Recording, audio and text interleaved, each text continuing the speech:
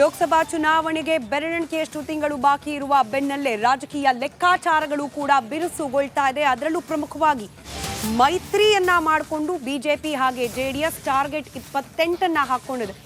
ಇದನ್ನ ಸಾಕಾರಗೊಳಿಸುವ ಸಲುವಾಗಿ ಲೋಕಸಭಾ ಅಖಾಡಕ್ಕೆ ಧುಮುಕ್ತಾರ ಮಾಜಿ ಸಿಎಂ ಅನ್ನೋ ಅನುಮಾನ.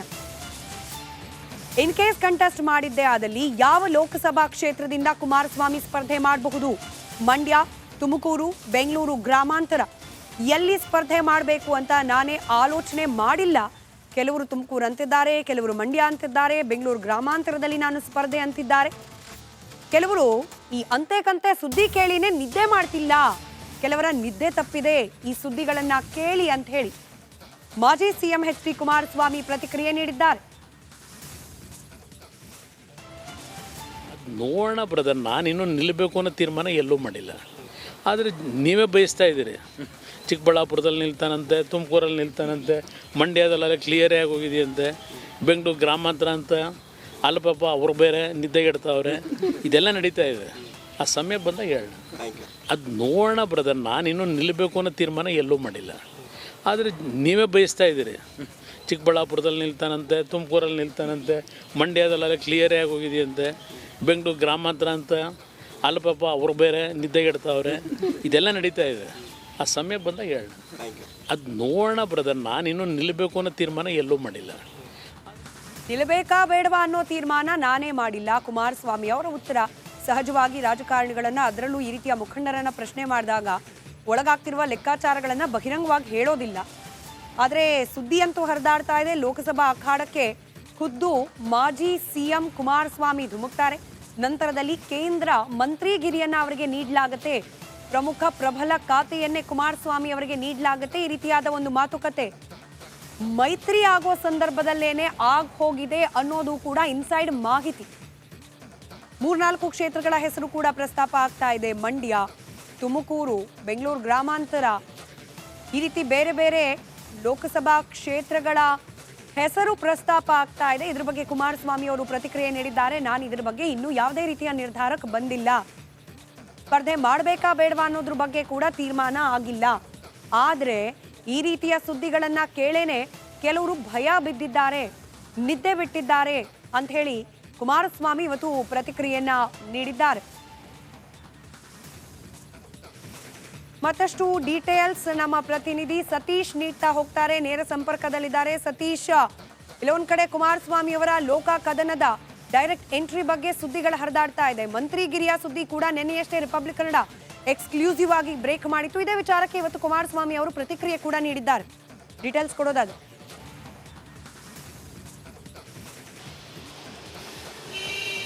ಸ್ಮಿತಾ, ಮುಂಬರುವ ಲೋಕಸಭಾ ಚುನಾವಣೆಗೆ ಕಾಂಗ್ರೆಸ್ ಅನ್ನು ಸೋಲಿಸಲಿಕ್ಕೆ ಬಿಜೆಪಿ ಮತ್ತು ಜೆಡಿಎಸ್ ಮೈತ್ರಿ ಆಗಿದೆ. ಆ ನಿಟ್ಟಿನಲ್ಲಿ ಕುಮಾರಸ್ವಾಮಿ ಅವರು ಈಗಾಗಲೇ 28 ಕ್ಷೇತ್ರದ ಮೈತ್ರಿ ಅಭ್ಯರ್ಥಿಗಳು ಗೆಲ್ಲಬೇಕು ಅನ್ನೋ ಒಂದು ಸ್ಟ್ರಾಟಜಿ ಮಾಡ್ತಾ ಇದ್ದಾರೆ.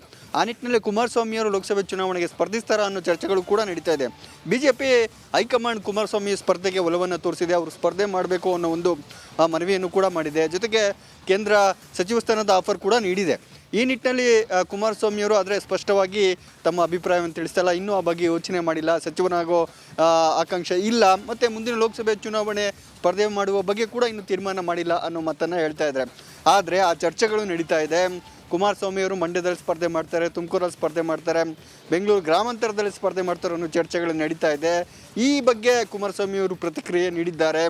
ಇಲ್ಲೆಲ್ಲ ಚರ್ಚೆಗಳ ಬಗ್ಗೆ ವಿಷಯಗಳು ಹರಿದಾಡ್ತಾ ಇದೆ. ಇದರಿಂದ ಅಲ್ಲಿ ಯಾರೆಲ್ಲ ನಿರೀಕ್ಷೆ ಇದ್ದಾರೆ, ಆಕಾಂಕ್ಷಿಗಳಿದ್ದಾರೋ ಅವರಿಗೆ ನಿದ್ದೆಗೆಡ್ತಾ ಇದೆ. ಕುಮಾರಸ್ವಾಮಿಯವರು ಸ್ಪರ್ಧೆಯಿಂದ ಮಾಡ್ತಾರೆ ಅನ್ನೋದಾದರೆ ಅವರೆಲ್ಲ ನಿದ್ದೆಗೆಡ್ತಾ ಇದ್ದಾರೆ ಅನ್ನೋ ಮಾತನ್ನು ಹೇಳ್ತಾ ಇದ್ದಾರೆ.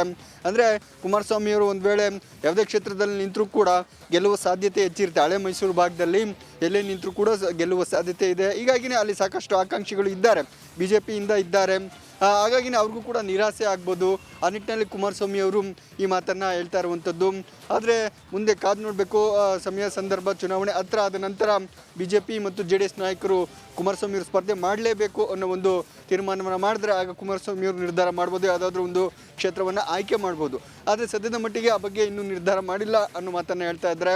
ಇದರಿಂದ ಯಾರೆಲ್ಲ ನಿರೀಕ್ಷೆ ಇಟ್ಕೊಂಡಿದ್ರು ಅವರಿಗೆ ನಿರಾಸೆ ಆಗಬಾರ್ದು ಅನ್ನೋ ನಿಟ್ಟಿನಲ್ಲಿ ಈ ರೀತಿ ಹೇಳಿಕೆ ಕೊಟ್ಟಿರ್ಬೋದು.